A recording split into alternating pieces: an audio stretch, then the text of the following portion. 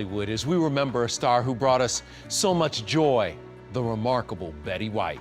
Her career spanned 80 years. She had a hit TV show at the age of 93.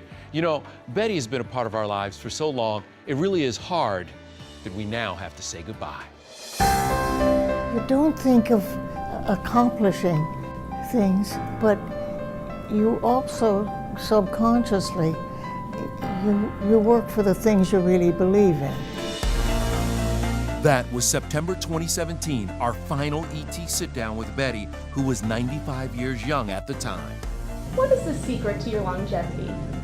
Blessed with good health, really good health. I love a cocktail, I love peanut butter and jelly and stuff, but I don't abuse the things that I know.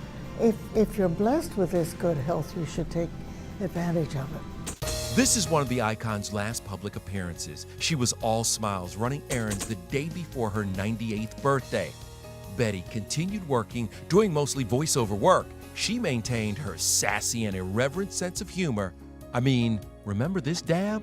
It remains one of the best gifts ever. Are you ever going to retire? No, of course not. I don't think so. Why?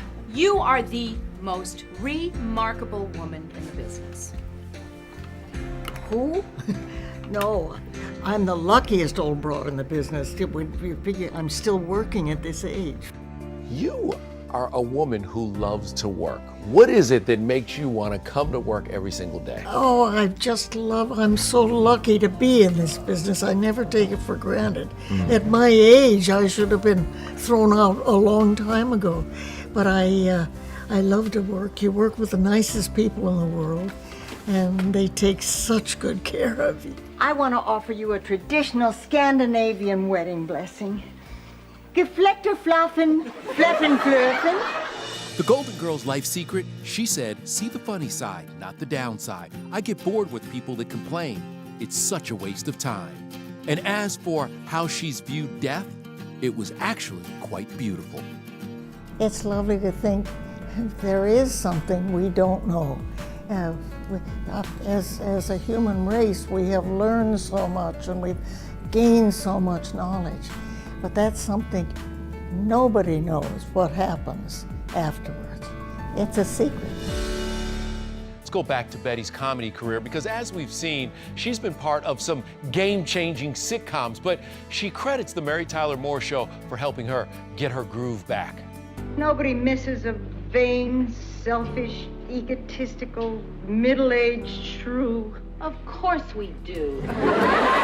Sure turned my career around because if that character hadn't been written, usually the star's friend was somebody on her side, and where Sue Ann came in, you know, and just caused a little havoc. Being fired is like being violated. Leave it to Murray to find a bright spot. Sue Ann Nivens, the happy, man-hungry homemaker, didn't appear until the 4th season of the show.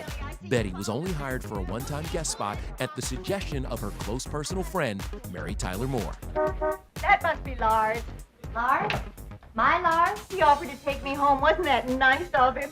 But Betty's sharp comedic timing and skillful delivery of saucy one-liners impressed producers enough to bring her back. Oh, Mary, really, if I had a date, would I be coming to your party? And while she only appeared in 45 of the 168 episodes of the classic 70s sitcom, Betty turned Sue Ann into one of TV's most memorable characters. Sue Ann became sort of an entity, you know. It was the luckiest thing that ever happened to me. Reuniting for a CBS special in 1991, it was easy to see Betty and her co-stars were bonded for life. It is heaven. I tell you, we all walked into the makeup trailer together, and the sides bulged. We haven't stopped talking since. It's just, I cannot tell you the thrill it is to be back together.